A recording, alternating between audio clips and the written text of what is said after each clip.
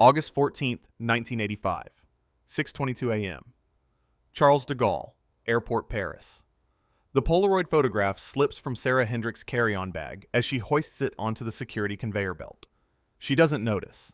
The image lands face up on the scuffed linoleum. 4 people squinting into Mediterranean sunlight. The terracotta roofs of Dubrovnik's old town blurred in the background. Her husband David bends to retrieve it, and for a moment his fingers hover over the glossy surface before he slides it into his jacket pocket. Something in his throat tightens. In the photo, their daughter Emma, 12 years old, braces catching the light, stands beside a man David doesn't remember meeting. A stranger in a cream linen suit, one hand resting almost imperceptibly on Emma's shoulder. The air conditioning in Terminal 2E smells of jet fuel and yesterday's croissants. Sarah's heels click against the floor as she moves through the security arch. It doesn't beep. David follows, his Brooks Brothers blazer rumpled from 3 weeks of travel, his company ID badge from Lockheed Martin still clipped to his belt. The guard, a young man with acne scars and tired eyes, waves them through without looking up from his newspaper. Behind them, their 10-year-old son Michael drags a wheeled suitcase covered in stickers from Split, Sarajevo, Dubrovnik. Innocent souvenirs from what was supposed to be an innocent family vacation. David Hendrick is an aerospace engineer. Classified clearance level Q. His specialty, guidance systems for intercontinental ballistic missiles. For the past 8 years, he has worked on a program so sensitive it has 3 different code names depending on which building at Lockheed's Sunnyvale facility you're standing in. He designs the mathematics that ensure a Trident II D5 missile can place a warhead within 30 meters of its target after traveling 5,000 nautical miles. The calculations live in his head. The tolerances. The gyroscopic precession rates. The precise angle of re-entry that prevents ablation failure. What David doesn't know yet, what he won't know for another 11 days, is that the man in the cream linen suit has already forwarded 8 photographs to a post office box in East Berlin. What he doesn't know is that his family became a KGB priority target on August 3rd, the afternoon they stopped for ice cream in Dubrovnik's Stradun, and a waiter with a Minox camera captured David explaining orbital mechanics to his son using a napkin and a ballpoint pen. What he doesn't know is that 3 separate intelligence services now have active files with his name on them, and that the photograph Sarah dropped contains a microdot smaller than a printed period embedded in the emulsion behind Emma's left ear. The family boards Pan Am Flight 73 to JFK. Sarah takes the window seat, already thinking about the laundry. David sits beside her, the photograph burning against his ribs like a question he doesn't know how to ask. In the cargo hold, beneath 22 tons of luggage and duty-free liquor, their 3 suitcases contain nothing suspicious. No contraband. No stolen documents. Just dirty clothes, seashells, and a ceramic ashtray from Dubrovnik. That will never be used because Sarah doesn't smoke. But in David's jacket pocket, pressed against his boarding pass, the Polaroid has already made them the most valuable target the Directorate S has acquired in the Western Hemisphere in 18 months. The terror won't begin for another 6 days, when a man in a gray Volvo starts parking across from their house in Potomac, Maryland. When the phone rings at 2 a.m. and no one speaks. When Emma mentions the nice man from the airport who asked about Daddy's work. The 747's engines spool up. The photograph, creased now at one corner, contains everything they photographed, everyone they met, everywhere they went. David closes his eyes as the aircraft lifts off, and in the darkness behind his eyelids, he sees the stranger's hand on his daughter's shoulder, the slight pressure of those fingers, and understands with absolute certainty that something has gone terribly wrong. The official story, when it finally broke in the carefully sanitized paragraphs of the Washington Post 18 months later, described the Hendrick incident as a routine counterintelligence matter successfully resolved by FBI assets. The article ran on page A17, beneath an advertisement for IBM personal computers. 342 words. No photographs. The family's name was redacted in all but 2 instances, replaced with the bureaucratic euphemism, the subjects. The dateline read March 1987, and by then the Hendricks had already been living under assumed names in Fort Collins, Colorado for 7 months, their former lives surgically excised like a malignant tumor. What the article didn't mention, how the KGB's 8th Chief Directorate had spent 3 years developing a new recruitment protocol specifically designed to exploit mid-level defense contractors with families. How the operation, codenamed Compass Rose, targeted engineers whose security clearances granted access to weapon systems data, but whose salaries, comfortable but not extravagant, made them theoretically vulnerable to financial pressure. How the entire apparatus pivoted on a single innovation in operational tradecraft. Instead of approaching the target directly, the KGB would engineer situations where the target's family became inadvertent intelligence assets, contaminated by contact with Soviet operatives who would then use the threat of exposure to coerce cooperation. David Hendrick earned $73,000 per year in 1985. He had a mortgage, 2 car payments, and a daughter who'd been accepted to Sidwell Friends School, with only partial financial aid. He'd never been in debt beyond the ordinary American burden. He'd never gambled, never had an affair, never demonstrated any vulnerability that would traditionally flag him as a recruitment prospect. He was, according to his personnel file, stable, reliable, and loyal to a fault. The file, stamped secret, and stored in a beige cabinet at FBI headquarters, would eventually run to 1,247 pages. In 1985, the Cold War had entered a peculiar phase that historians would later call the dangerous thaw. Mikhail Gorbachev had been General Secretary for only 5 months. Reagan was in his second term, increasingly focused on the Strategic Defense Initiative, the satellite-based missile defense system that Moscow viewed with existential dread. The technical details of SDI remained largely theoretical, but the guidance systems that would direct ground-based interceptors were very real, and David Hendrick's work on gyroscopic stabilization for the Trident program contained mathematical principles directly applicable to the anti-ballistic missile problem. In the apocalyptic calculus of mutual assured destruction, the ability to shoot down incoming ICBMs represented a potential checkmate. If the United States achieved a reliable missile shield, the entire premise of deterrence collapsed. Soviet military intelligence, the GRU, wanted the specifications. The KGB's first chief directorate wanted recruitment opportunities. And Directorate S, the illegals division responsible for running deep cover operatives in Western nations, wanted something more sophisticated. They wanted to build a network of Americans who didn't even realize they were compromised until the trap had already closed. The man in the cream linen suit was Dmitry Volkov, though the passport in his pocket identified him as Marcus Reinhardt, a Swiss textiles importer based in Zurich. He was 41 years old, spoke 6 languages fluently, and had been running recruitment operations in Western Europe for 11 years without ever being positively identified by NATO counterintelligence. His success rate was unprecedented. 8 active sources in defense industries, 3 in telecommunications, 1 in the French Foreign Ministry. His technique relied on patience, on creating relationships that felt organic, accidental, innocent. He never offered money during initial contact. He never revealed his true purpose until the target was so thoroughly entangled that exposure would destroy their life regardless of whether they cooperated. Volkov first noticed the Hendricks on July 29th at a hotel in Split. He was having breakfast on a terrace overlooking the Adriatic when he heard David explaining the Coriolis effect to his son, using the hotel's rotating ceiling fan as a visual aid. The lecture was technically precise, pedagogically clear, and delivered in the unself-conscious manner of someone who thinks about these problems professionally.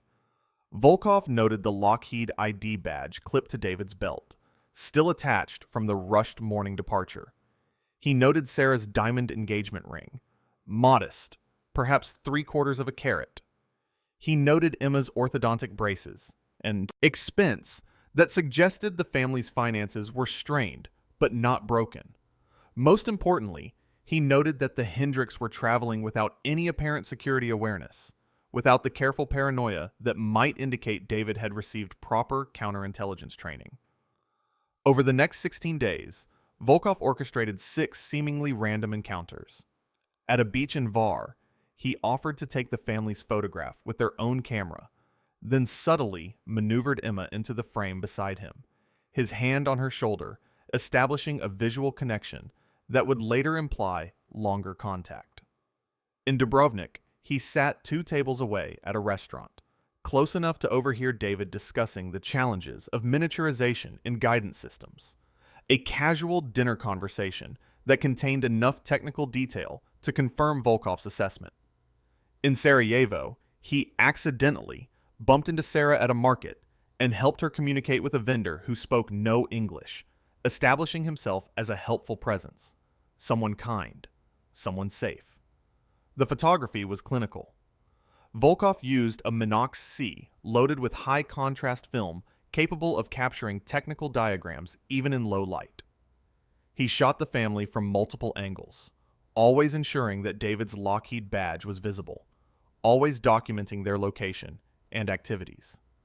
Each frame was numbered, cataloged, and annotated in a leather notebook that contained 19 other American families currently under preliminary assessment.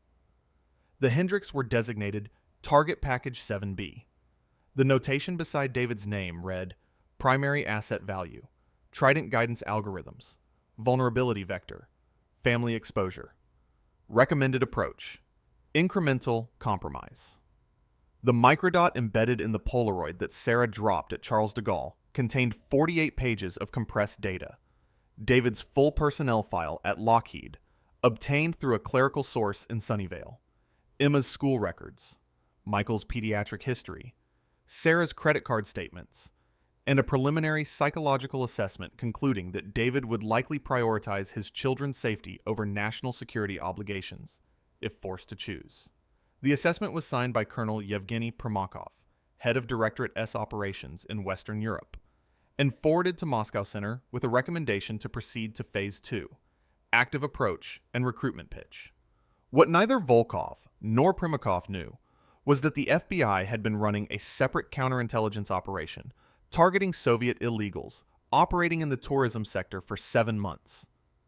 The operation, codenamed Sandcastle, was the brainchild of Special Agent Catherine Reeves, a 38-year-old analyst in the FBI's intelligence division who'd spent 3 years studying KGB recruitment patterns and noticed an anomalous cluster of defense contractor families who'd reported unusual contacts following European vacations. The pattern was subtle. 17 cases over 4 years, spread across 8 countries, but the mathematical probability of coincidence was statistically negligible. Reeves suspected the KGB had developed a new approach vector, something that bypassed traditional counterintelligence screening. She'd briefed the assistant director in April. Her request for surveillance assets was approved in June. By August, Sandcastle had eyes on 4 suspected Soviet operatives working the Mediterranean tourist circuit. Dmitry Volkov was not yet one of them, but the Swiss passport he carried had been flagged by Interpol in 1983 following a routine customs check in Frankfurt, and that flag had propagated through Western intelligence databases with the slow inevitability of bureaucratic data sharing. When Volkov passed through French customs at Nice on July 23rd, the flag triggered an automated notice to the FBI's legal attaché office in Paris. The notice sat in an inbox for 8 days before being actioned. By the time FBI surveillance assets arrived in Dubrovnik on August 5th, Volkov had already made contact with the Hendricks 4 times. The photograph that Sarah dropped at Charles de Gaulle was recovered by airport security and held for 6 hours before being returned to the family. During those 6 hours, it was scanned, analyzed, and the microdot was discovered by a French intelligence technician named Philippe Cartier, who'd been trained in Soviet microphotography techniques. Cartier immediately contacted his liaison at the Direction Générale de la Sécurité Extérieure, France's foreign intelligence service. The DGSE contacted the CIA station in Paris. The CIA station contacted Langley. Langley contacted the FBI. By the time the Hendricks Pan Am flight touched down at JFK, Catherine Reeves was already in a car heading to Dulles Airport, a classified case file open on her lap. David Hendricks' face staring up from a surveillance photograph taken 3 days earlier in Dubrovnik. The trap had closed, but neither side yet understood that they were both caught in it. The Hendricks arrived home at 11:40 p.m. on August 14th. The house in Potomac was dark, the lawn overgrown from 3 weeks of neglect, the mailbox stuffed with catalogs and bills. Sarah unlocked the front door while David carried suitcases from the garage. The air inside smelled stale, trapped. Emma went immediately to her room. Michael fell asleep on the couch, still wearing his shoes. David sat at the kitchen table and removed the photograph from his jacket. He'd looked at it 17 times during the flight, each viewing reinforcing the unsettling certainty that something was wrong.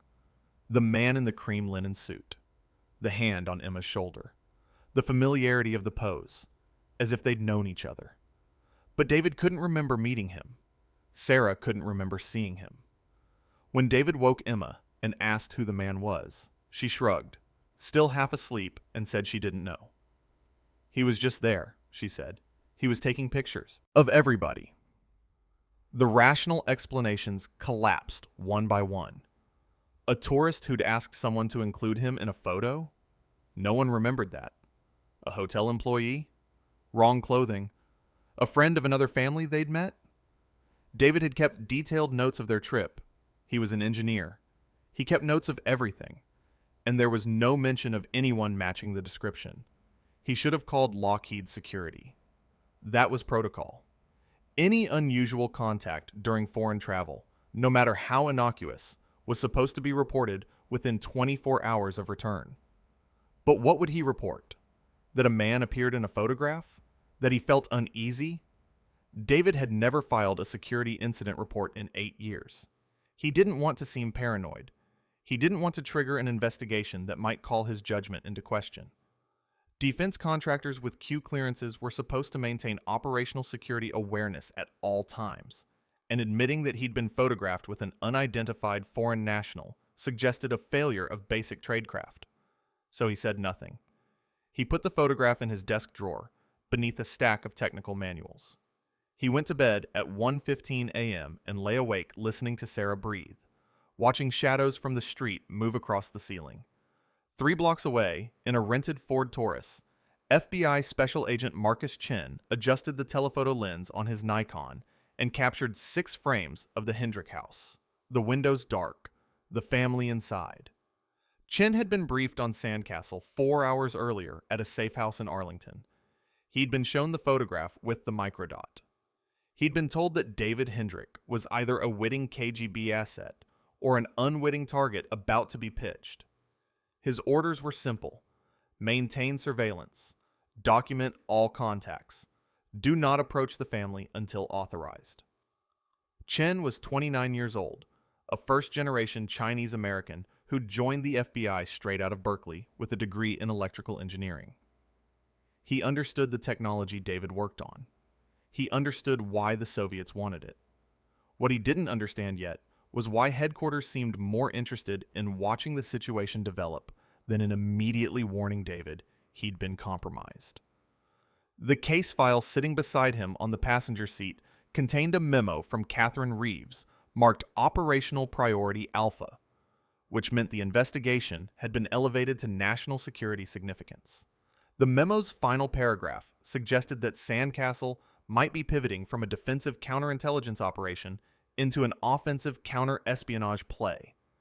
Instead of simply rolling up a KGB recruitment attempt, the FBI was considering using the Hendrick family as bait to identify and map the entire Soviet network.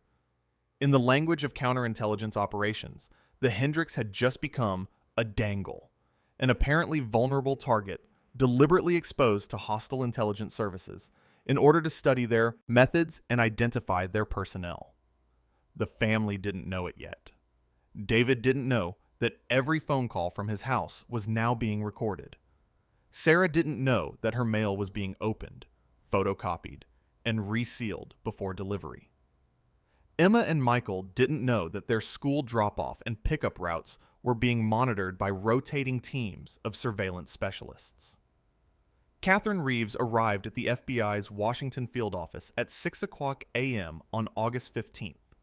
She'd slept 3 hours. She drank black coffee from a styrofoam cup and spread the case materials across a conference table. Surveillance photos, signals intelligence transcripts, the technical analysis of the microdot, David's personnel file, every piece of the puzzle. The microdot was the key.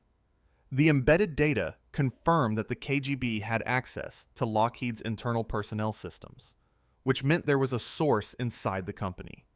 That source needed to be identified and neutralized. But rushing the investigation might alert Moscow that the compromise had been discovered, causing the network to shut down and disappear. The calculus was brutal and precise. If the FBI moved immediately to protect the Hendricks, they'd save one family but lose the larger investigation. If they allowed the KGB approach to proceed, they could potentially map the entire operation, identify all the sources, and dismantle a major intelligence network. But that meant exposing the Hendricks to real danger, to the psychological warfare that Soviet intelligence used to break down targets and force cooperation. Reeves made the decision at 7:23 a.m. The Hendricks would not be warned. The surveillance would continue. If Moscow made an approach, the FBI would document it, but not intervene unless the family's physical safety was threatened. The operation would run until the network was exposed.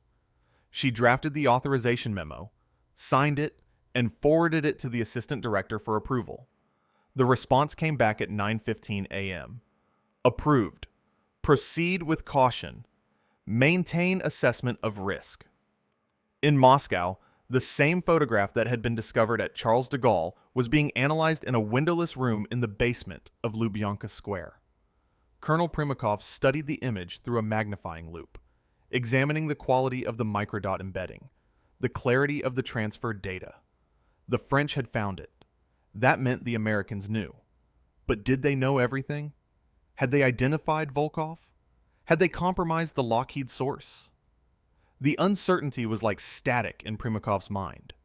He'd run operations for 23 years, and he'd learned that the most dangerous moment in any recruitment was the space between initial contact and commitment, when the target could still walk away, still report the approach, still destroy everything. The standard procedure would be to abort. Pull Volkov out of circulation, shut down the operation, wait 6 months, and try again with a different family. But Primakov looked at David Hendricks' file and saw something the FBI hadn't fully appreciated. The man's technical knowledge was extraordinary, potentially decisive in the SDI competition. The guidance algorithms David had developed were classified secret no-foreign and stored in a SCIF at Lockheed. But if the KGB could obtain even partial specifications, Soviet engineers could develop countermeasures, maybe even replicate the technology. The strategic value was immense. Primakov made his decision at 4 o'clock p.m. Moscow time, which was 9 o'clock a.m. in Washington. He drafted a cable to Volkov, who had returned to his cover identity in Zurich. Proceed to Phase 2. Establish direct contact. Assess compliance probability. Use family leverage if necessary. The cable was encrypted and transmitted through a Polish diplomatic pouch to the Soviet embassy in Bern. Volkov received it on August 16th. He read it twice, then burned it in his hotel room sink. Phase 2 meant revealing himself to David, making the pitch explicit, offering money, and threatening exposure in the same breath. It was a high-risk play. American targets sometimes responded to such approaches by immediately contacting the FBI, which would burn the operation and potentially expose Volkov to arrest. But Moscow's assessment was clear. The potential gain justified the risk. On August 19th, 4 days after the Hendricks returned home, David received a phone call at his office in Sunnyvale. The voice was European, cultured, speaking English with a slight German accent. "Mr. Hendrick, My name is Marcus Reinhardt. We met in Dubrovnik last week. I was hoping we might speak privately about a matter of some importance. David's mouth went dry. The office around him, the cubicles, the fluorescent lights, the hum of computers, seemed to recede. He gripped the phone. I don't remember meeting you. Of course not, the voice said gently. It was a brief encounter. But I have photographs, Mr. Hendrick. Several photographs. Of you, your wife, your children. I was hoping we might discuss them. Perhaps over lunch. David's hand moved to the button on his phone that would summon security. His finger hovered. What do you want? Only conversation. I'll be in San Francisco on Thursday. The Fairmont Hotel, the Tonga Room, at 1 o'clock. Come alone, please. And Mr. Hendrick, I think it would be wise if you didn't mention this call to anyone at Lockheed. It might raise questions about your recent travel, questions that could be uncomfortable for your family. The line went dead. David sat motionless, the receiver still pressed to his ear, his mind racing through scenarios, calculations, risk assessments. The protocol was clear. Report the contact immediately. But the voice had mentioned the photographs, the family. David thought about Emma, about the man's hand on her shoulder. He thought about what would happen if he reported this. The investigation. The interrogations. The suspicion that would attach to his name, regardless of his innocence. His career could survive a counterintelligence incident, but the stain would remain. The whispered doubts. The assignments that would no longer be offered. He replaced the receiver and stared at his computer screen, where lines of code described the pitch and yaw corrections for a ballistic trajectory traveling at Mach 20. The numbers blurred. For the first time in his life, David Hendrick considered not doing the right thing. The consideration lasted 8 seconds. Then he picked up the phone and dialed Lockheed Security. The call was logged at 10:47 a.m. Pacific Time. Within 30 minutes, David was in a locked conference room with 3 security officers and a company attorney. Within 2 hours, FBI agents from the San Francisco field office were on site. By 5 p.m., Catherine Reeves was being briefed by secure video link from Washington. At 6:30 p.m., she authorized the operation that would change everything. David would keep the meeting. He would wear a wire. The FBI would be inside the Tonga room, documenting every word. The decision to run David as a cooperating witness happened fast, driven by the narrow window before the Thursday meeting. Reeves flew to San Francisco on Tuesday night. She met David at a safe house in Palo Alto on Wednesday morning. He sat across from her at a kitchen table, his hands folded, his face pale. Sarah was being interviewed in another room by a female agent. Emma and Michael were at school, unknowing. Mr. Hendrick, Reeves said, I need you to understand what's happening. The man who called you is a Soviet intelligence officer. We believe his real name is Dmitry Volkov, though we're not certain. He's attempting to recruit you as a source. The photographs he mentioned were part of a preliminary assessment phase. The next step is to offer you money, to compromise you financially, and then use that compromise to force your cooperation. David's voice was steady. What do you want me to do? Meet with him. Let him make his pitch. We'll record everything. With luck, he'll reveal information about his network, his methods, maybe even mention other targets. We need to understand how they're operating. And if he threatens my family? We'll have 12 agents in and around the Tonga room. If he makes any overtly threatening statement, we'll move immediately. You won't be in danger. David looked at his hands. Will this end my career? The question hung in the air. Reeves had been asked this before, by other targets who'd been compromised. The honest answer was, probably. Even if David was completely innocent, even if he cooperated fully and helped dismantle a Soviet network, the fact that he'd been targeted would follow him. Security clearances would be reviewed more skeptically. Promotions would stall. Colleagues would wonder. I can't promise it won't affect your career, Reeves said. But I can promise that if you help us now, if you do the right thing, we'll make sure everyone knows you did." David nodded slowly. "I'll do it."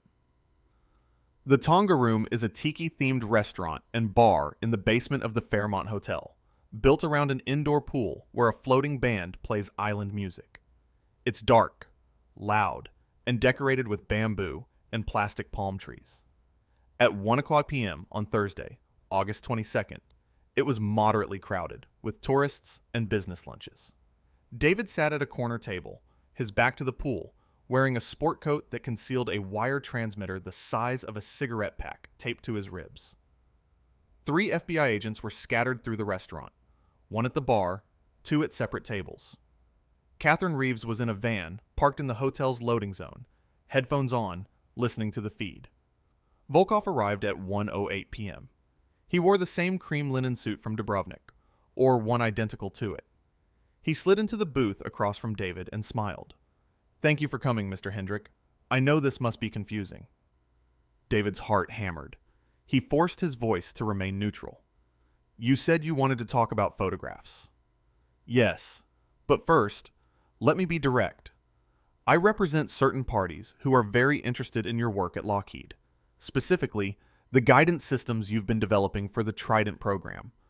We understand these systems have applications beyond submarine-launched missiles. We believe they could be adapted for ballistic missile defense." "I don't know what you're talking about." Volkov reached into his jacket. The FBI agents tensed, hands moving toward concealed weapons, and withdrew a manila envelope. He placed it on the table. "Inside are copies of 3 photographs taken during your vacation. In the first, you're sitting at a cafe in Dubrovnik, explaining orbital mechanics to your son. In the second, you're on a beach in Hvar, and your daughter is standing beside me. In the third, your wife is shopping at a market in Sarajevo, and I'm helping her communicate with a vendor." David didn't open the envelope. So these photographs suggest a relationship that doesn't exist. But if they were to be shared with your employer, with the FBI, they might raise questions. Questions about why you were meeting with foreign nationals during a vacation. Questions about whether you reported these contacts. Questions about whether your security clearance should be reviewed. This is extortion. This is business, Mr. Hendrick. We're prepared to pay you $75,000 for a single conversation. 1 technical briefing, 90 minutes, covering the basic principles of your guidance algorithms. Nothing classified. Nothing that would violate your oath. Just a theoretical discussion between engineers. In the van, Catherine Reeves felt her pulse quicken. This was the moment. The explicit pitch. The offer and the threat combined. She keyed her radio. "All units stand by. Do not move unless I give the signal." David looked at the envelope. He thought about Emma, about the false narrative these photographs could construct. He thought about the FBI listening, recording, building their case. He thought about Sarah in another room somewhere, being interrogated about whether their marriage was stable, whether David had debts, whether there was any reason he might betray his country. He looked up at Volkov. "What if I say no?" Volkov's smile faded. "Then I will be disappointed, and the photographs will find their way to people who might misunderstand them. Your employer, your government, perhaps even your wife, with certain implications suggested. You understand how these things work, Mr. Hendrick. Once doubt is introduced, it's very difficult to erase." David reached into his own jacket. Volkov's hand moved reflexively toward his waistband. He was armed, Reeves realized with cold certainty. This was about to go sideways. But David produced only a business card. He placed it on the table beside the envelope. "This is the number for Lockheed Security," David said quietly. "I called them Tuesday. The FBI is recording this conversation. You're under arrest." For 3 seconds, nothing moved. The floating band played Beyond the Reef. The air conditioning hummed. Volkov's face went through a sequence of expressions: shock, calculation, resignation, before settling into professional neutrality. He stood slowly, hands visible. "I see. How unfortunate." The FBI agents were already moving. Volkov was cuffed, Mirandized, and escorted out through the kitchen in less than 90 seconds. David sat alone at the table, the envelope still unopened, his hands shaking now that the adrenaline was crashing. Catherine Reeves came through the restaurant's front entrance and sat down across from him. "You did well," she said. David looked at her. "What happens now?" "Now we see who else comes looking for you." What happened next was both simpler and more complex than anyone anticipated. Volkov refused to talk. He was held for 16 hours at the FBI's San Francisco field office, interrogated by 3 different agents, and said nothing except to request a lawyer. His fingerprints matched no records. His Swiss passport was genuine, but obtained under a false identity. The Zurich address, listed as his residence, turned out to be a mail drop. He carried no weapons, no documents, no currency except $300 in cash. He was, in the professional assessment of his interrogators, a ghost. On August 23rd, the State Department was notified. A formal protest was filed with the Soviet embassy, citing attempted espionage and violation of diplomatic protocols. The Soviets denied any knowledge of Dmitry Volkov or Marcus Reinhardt. They suggested he might be a criminal attempting to defraud American defense workers. They expressed shock and disappointment that the FBI would make such baseless accusations without evidence. The evidence, meanwhile, was piling up. The microdot from the Polaroid was traced to a KGB technical laboratory in Dresden through microscopic analysis of the emulsion chemistry. The photographs in Volkov's envelope were printed on paper, manufactured in Poland, and distributed exclusively through Soviet bloc diplomatic channels. Phone records showed that the call to David's office had originated from a payphone in Zurich, but cellular tower data placed Volkov's known alias in the city at that time. The case was airtight. But Volkov said nothing. Catherine Reeves spent 3 days trying to flip him, offering reduced charges, witness protection, a new life. Volkov smiled and said nothing. She tried threats, laying out the decades of prison time he faced. Volkov smiled and said nothing. She tried appealing to his conscience, suggesting that the Cold War was ending, that glasnost and perestroika meant a new era. Volkov smiled and said nothing. On August 26th, he was formally charged with espionage and remanded to federal custody. On September 3rd, he was transferred to the Metropolitan Correctional Center in New York to await trial. On September 8th, 2 days before his arraignment, Dmitry Volkov was found dead in his cell, hanging from a bedsheet tied to the light fixture. The death was ruled suicide. The medical examiner noted bruising on his neck, inconsistent with hanging, but consistent with manual strangulation. The investigation was closed after 6 weeks. No one was charged. The Hendricks, meanwhile, were living in a kind of suspended animation. David had been placed on administrative leave from Lockheed, pending a security review. The review took 8 weeks and concluded that he had acted properly in all respects, that there was no evidence of wrongdoing, that his clearance should be maintained. But when he returned to work in October, he found his office had been moved to a different building. His access to certain classified programs had been revoked, and colleagues who'd been friendly now avoided eye contact in hallways. Sarah developed insomnia. She would wake at 3 a.m. and walk through the house, checking locks, looking out windows for the gray Volvo that had stopped parking across the street but might return. Emma started seeing a therapist after refusing to go to school for 3 consecutive days. Michael became withdrawn, stopped playing soccer, spent hours in his room. The family that had left for vacation in July was not the family that sat in their living room in October, watching each other across distances that felt unbridgeable. The FBI maintained surveillance through September.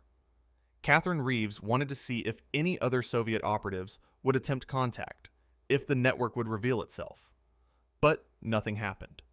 The phone didn't ring. The mail contained only bills. The gray Volvo never returned. By October, the surveillance was reduced to periodic check-ins. By November, it ended entirely. The Hendricks were released from the operation with the official assessment that they'd been targeted. but not compromised, that the threat had been neutralized. What the FBI didn't tell the family was that 3 other defense contractor families had reported similar experiences following European vacations in the past 18 months.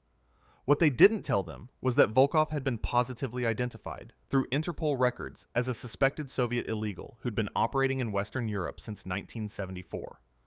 What they didn't tell them was that the Lockheed source who'd provided David's personnel file had been identified, a clerical worker in human resources named Dorothy Chen, no relation to the FBI agent, and was now under 24-hour surveillance in the hope she would lead investigators to her handler. On December 12, 1985, Dorothy Chen was arrested while attempting to transfer documents to a man in a parking garage in Sunnyvale. The man fled. Chen was charged with espionage and pled guilty in March 1986. She received a 12-year sentence and served 8.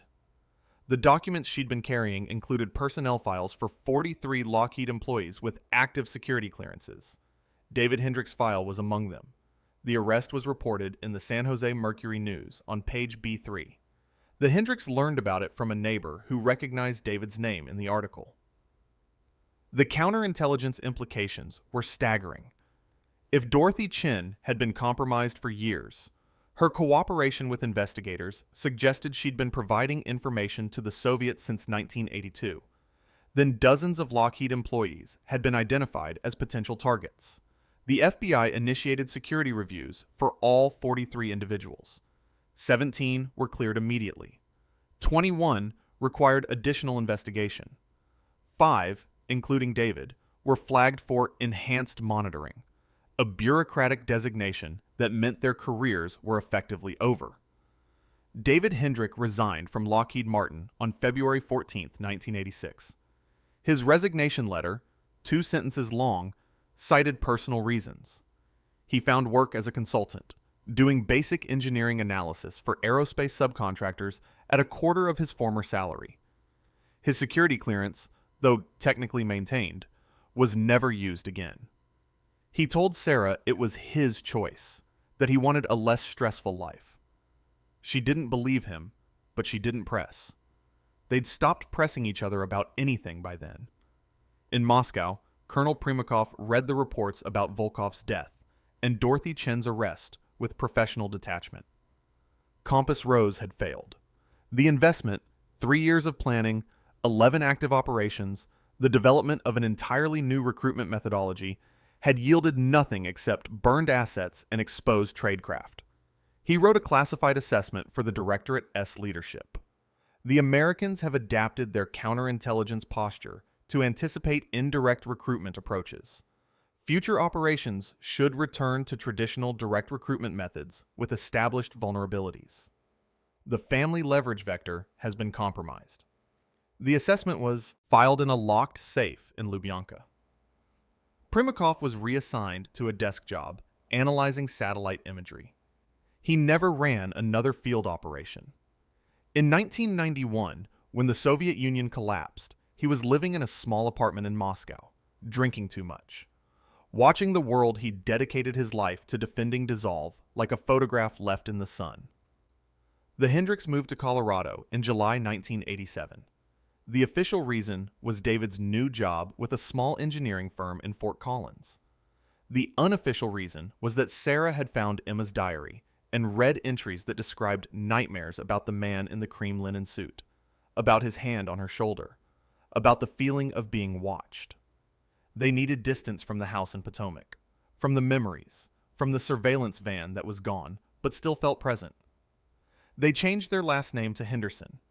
It was a legal name change, properly filed, but felt like witness protection. They told the children it was to make a fresh start. Emma understood. Michael didn't. He was 13 by then, old enough to know something had happened, but too young to process what. He would spend his teenage years angry at things he couldn't articulate. At a father who'd become quiet and defeated. At a mother who checked the locks 3 times before bed. At a sister who wouldn't talk about why they'd moved. The photograph that started everything, the Polaroid with Volkov's hand on Emma's shoulder, was never returned to the family. It remained in FBI custody, Exhibit 47A in a case file that grew to 1,843 pages before being archived in 1989. The file was declassified in stages between 2008 and 2015, heavily redacted, and eventually posted online as part of a Freedom of Information Act response to a researcher studying Cold War counterintelligence operations. The Hendricks, now the Hendersons, never knew it was public. They'd stopped looking back by then.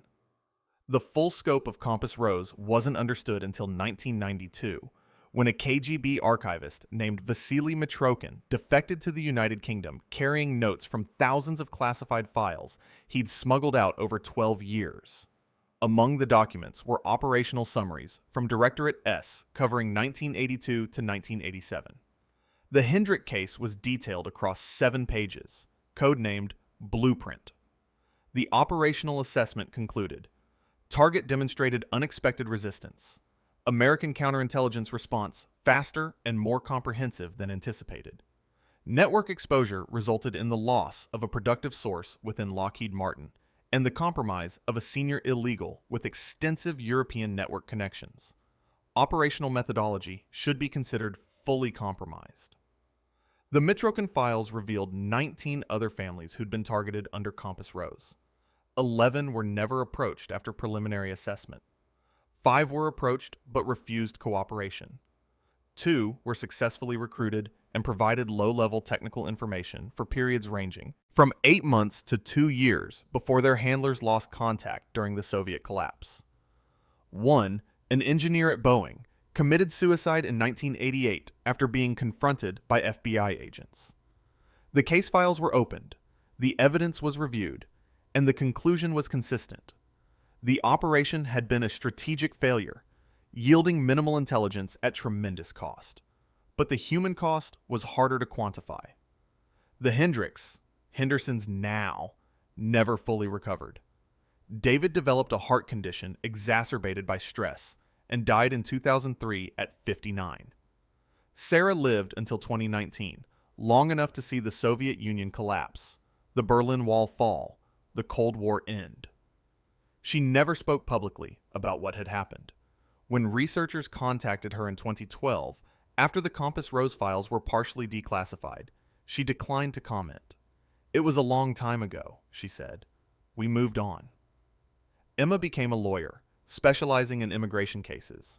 She married at 32, had 2 children, and lived in Portland.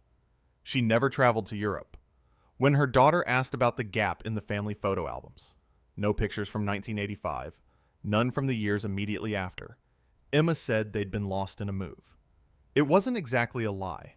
Something had been lost. The photographs that remained just couldn't capture it. Michael struggled more visibly. He dropped out of college, worked a series of jobs, battled depression.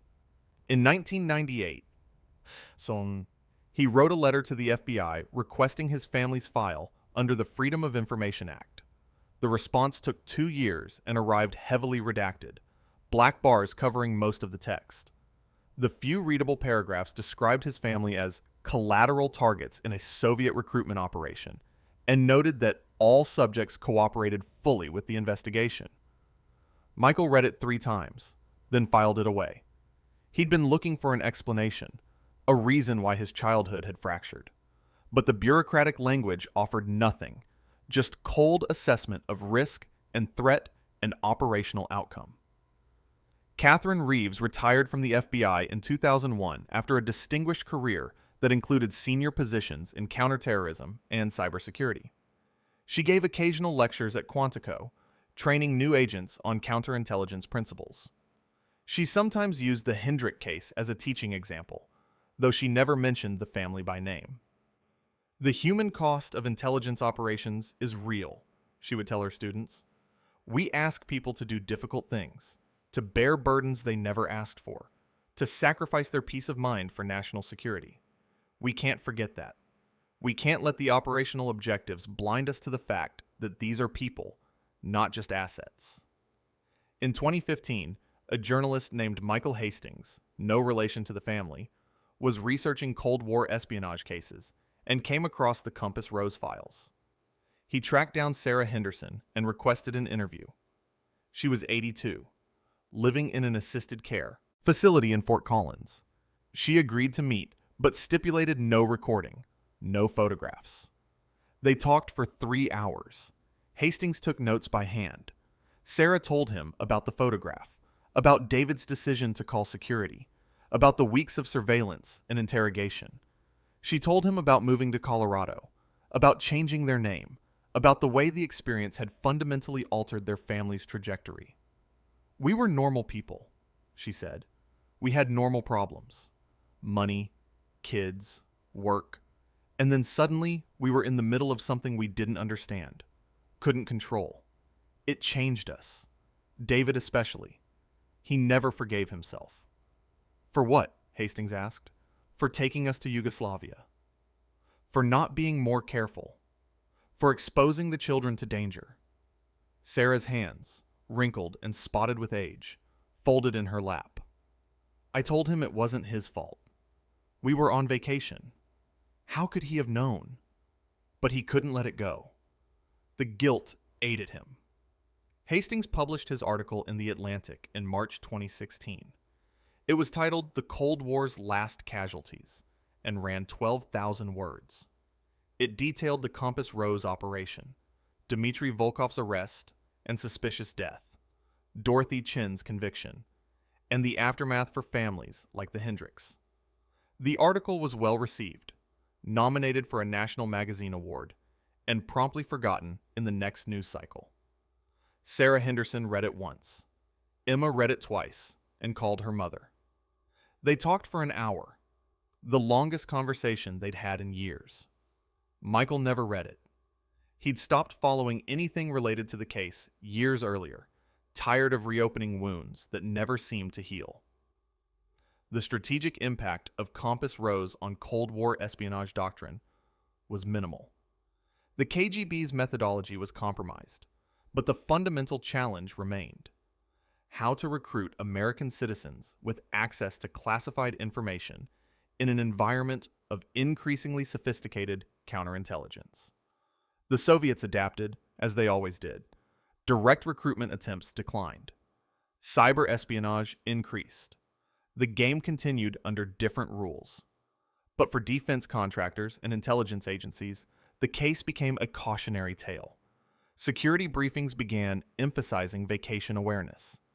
Employees with clearances were warned about seemingly innocent contacts abroad. Families were included in the threat assessment, a recognition that the KGB's family leverage approach, though unsuccessful in the Hendrick case, represented a sophisticated understanding of human vulnerability. By 2025, the Cold War feels distant, historical, almost quaint in its analog methodology. The photograph that destroyed the Hendrick family, a simple Polaroid with a microdot embedded in the emulsion, would be impossible to create today with the same subtlety. Digital photography leaves metadata trails. Encryption is ubiquitous. Intelligence operations have moved to cyberspace, where families can be compromised without ever leaving home. But the fundamental vulnerability remains unchanged. We carry our secrets with us.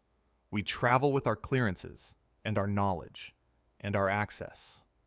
We bring our families. And in that intersection of professional sensitivity and personal life, there's always a gap, a moment of inattention, a photograph that captures something unintended. The abandoned KGB safe house in Zurich, where Dmitry Volkov prepared for his approach to David Hendrick, was discovered in 1993, 2 years after the Soviet Union collapsed. Swiss authorities, acting on intelligence shared by the CIA, raided the apartment and found it empty except for furniture and a locked filing cabinet in the bedroom. The cabinet contained operational files for 11 active recruitment attempts, including Blueprint. The files were photographed, cataloged, and shared with American intelligence. Among the documents was a leather-bound notebook containing Volkov's handwritten observations. The entries were clinical, professional, devoid of emotion.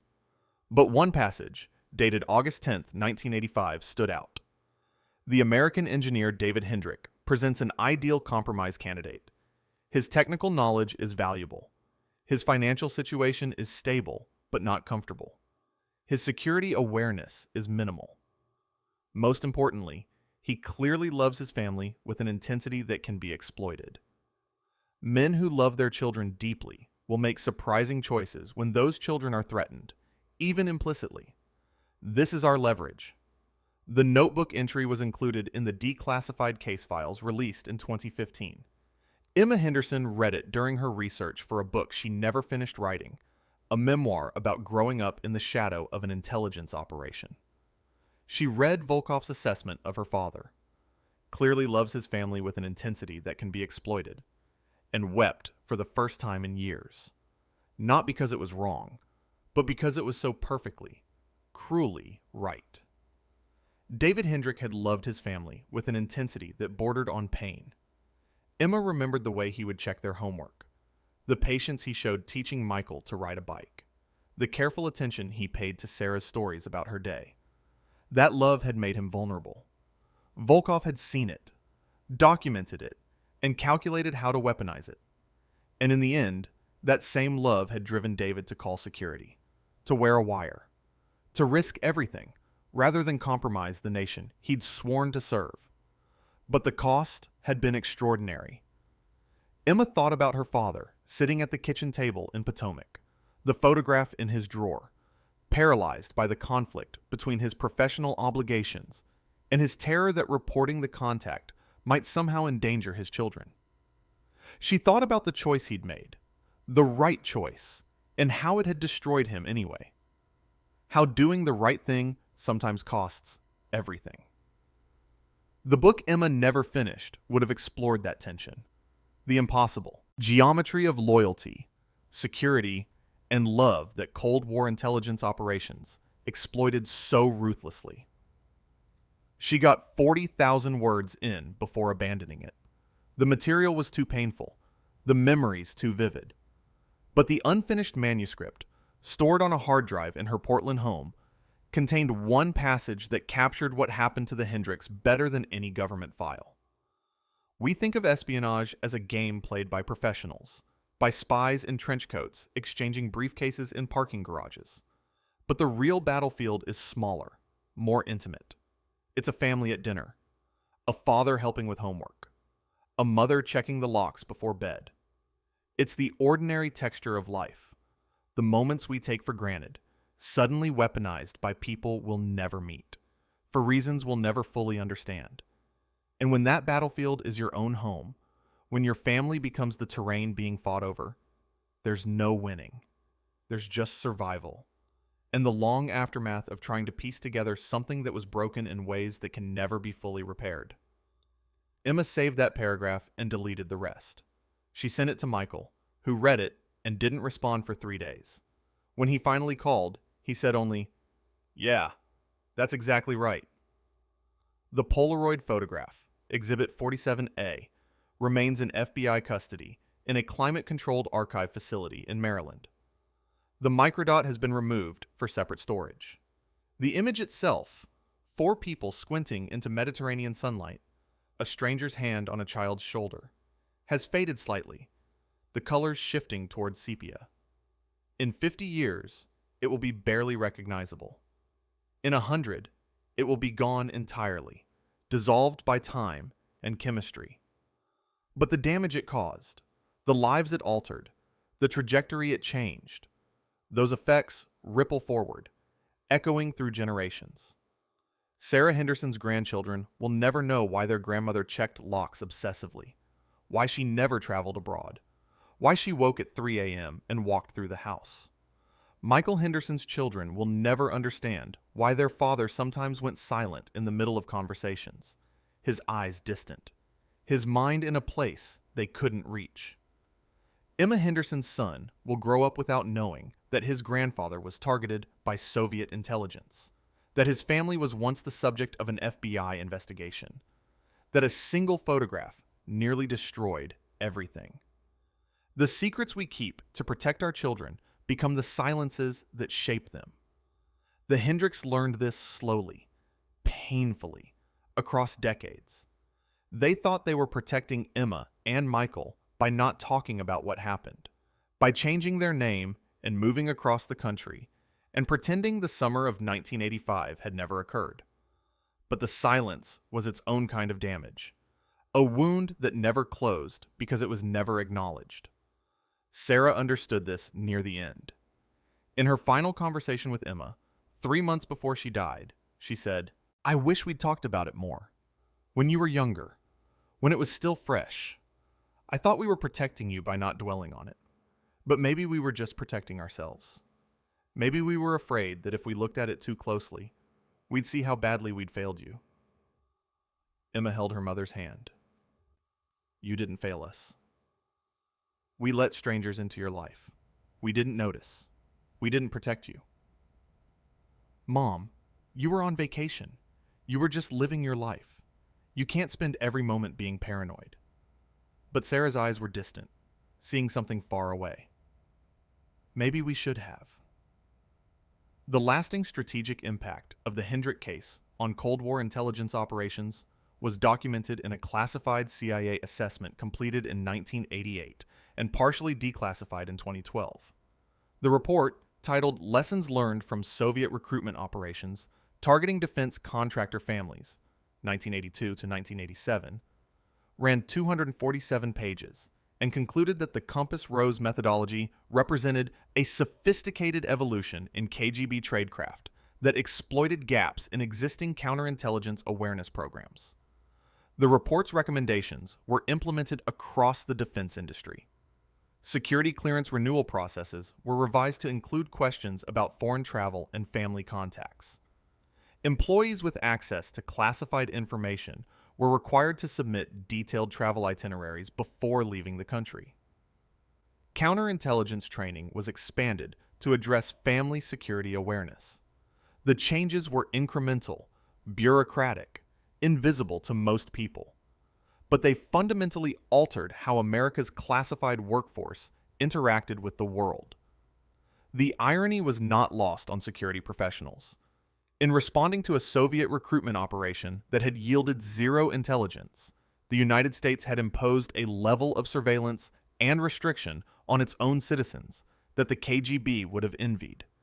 The Hendricks had inadvertently triggered a systemic response that affected thousands of families, adding layers of scrutiny and suspicion to lives already burdened by the weight of classified knowledge. Dr. Jennifer Walsh, a historian at Georgetown University specializing in Cold War counterintelligence, published a comprehensive study of the Compass Rose operation in 2019. Her book, Families in the Crossfire: Soviet Recruitment Operations and American Defense Workers, devoted 3 chapters to the Hendrick case. She interviewed Catherine Reeves, reviewed the declassified files, and tracked down Dorothy Chen, who had been released from federal prison in 1994 and was living under an assumed name in Northern California. Chen's account was particularly revealing. She described being recruited in 1982 by a woman she knew only as Margaret, who presented herself as a researcher interested in labor conditions in the aerospace industry. The relationship developed over 18 months before Margaret revealed her true purpose and asked Chen to provide personnel files.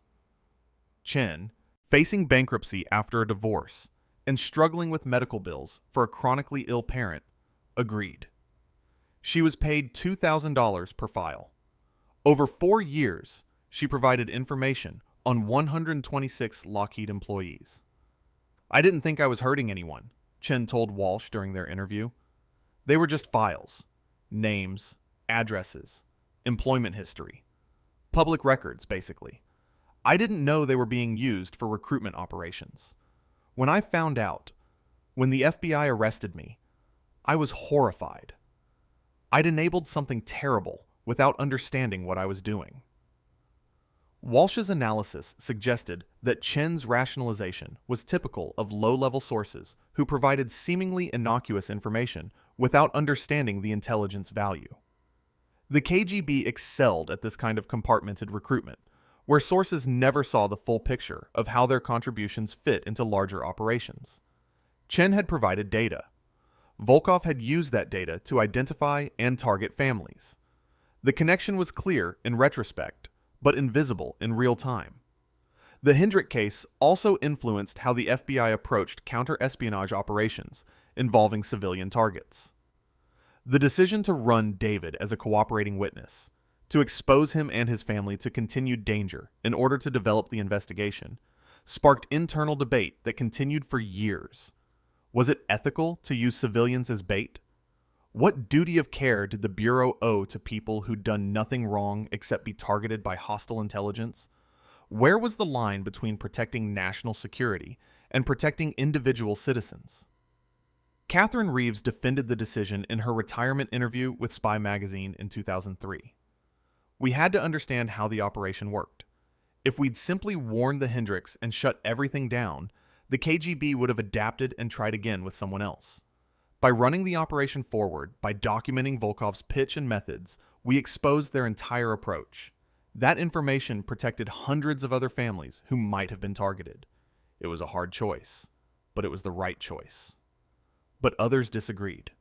Marcus Chen, the FBI agent who'd maintained surveillance on the Hendrick house, left the Bureau in 1989 and became a vocal critic of counterintelligence operations that put civilians at risk. In a 2011 op-ed in the New York Times, he wrote, "We asked the Hendrick family to become pawns in a game they didn't sign up for.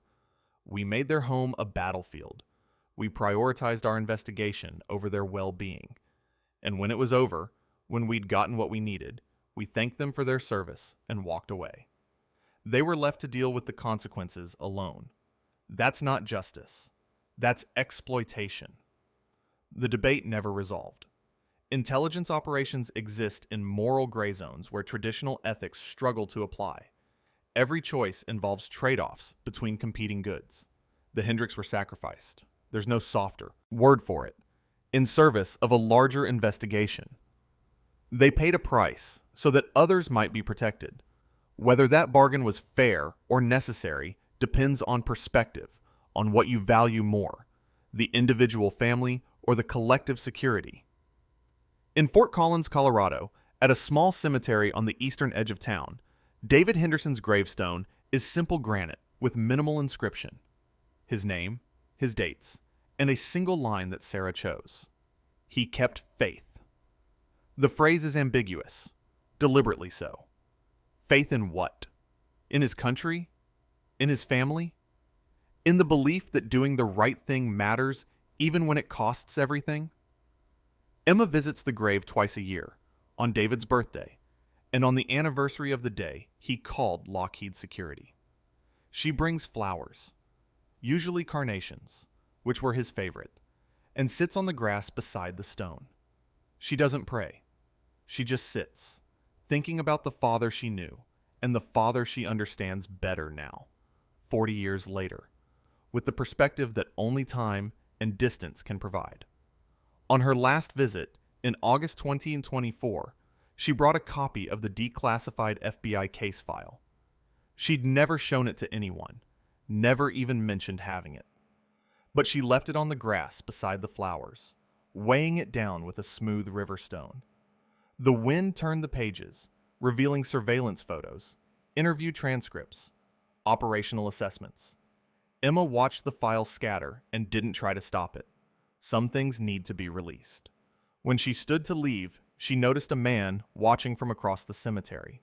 He was in his 60s, wearing a windbreaker and sunglasses. He raised one hand in a slight wave. Emma froze. For a moment, one crystalline, terrible moment, she was 12 years old again, feeling a stranger's hand on her shoulder, sensing danger she couldn't name. Then the man turned and walked away, and Emma realized he was probably just another mourner, probably waiting for her to finish so he could visit his own dead. Probably. She drove home slowly, checking her mirrors, taking random turns, making sure no one followed. The behaviors had never left, even after 40 years. The vigilance, the suspicion, the permanent wariness of strangers. The photograph was long gone, Exhibit 47A in an archive she'd never see. But its ghost remained, flickering at the edges of her vision, a shadow that never fully disappeared. In the end, the Hendricks were marked for death in the most literal sense. Their old lives ended that summer in Yugoslavia. killed by a man in a cream linen suit who took their photograph and encrypted their identities in a microdot smaller than a period. They survived physically, but something essential was executed. The innocence, the trust, the belief that the world was fundamentally safe and your family fundamentally private. The Cold War ended. The Soviet Union collapsed. The intelligence services that orchestrated Compass Rose dissolved or transformed into new organizations with new methodologies. But for the Hendricks, the war never truly ended. It just went quiet, fading into background radiation that infected everything. Invisible, but permanent. A contamination that passed from parents to children like a genetic mutation. Sarah Henderson's last words, spoken to Emma 3 hours before she died, were, "Tell Michael I'm sorry. We couldn't protect him." Emma had promised she would, though Michael had moved to New Zealand years earlier and they'd lost regular contact. The apology was for something that happened when Michael was 10 years old, something he barely remembered, but that had shaped his entire life. The photograph was taken on August 4th, 1985. 40 years later, its effects continue, rippling outward through time, through families, through the small and intimate spaces where history intersects with ordinary life. In a filing cabinet in Maryland, Exhibit 47. A slowly fades, the emulsion breaking down, the image dissolving. But the damage remains, encoded in behavioral patterns and genetic anxieties, in the way Emma checks her mirrors and Michael lives in New Zealand and Sarah died apologizing for something that was never her fault. The truth didn't set anyone free. It just gave them a vocabulary for understanding their captivity. The files were declassified. The secrets were revealed. And the Hendersons went on living, marked by something they could finally name but never escape. Prisoners of a photograph taken 40 years ago in Mediterranean sunlight. A stranger's hand on a child's shoulder. A moment that looked innocent and contained everything that came after.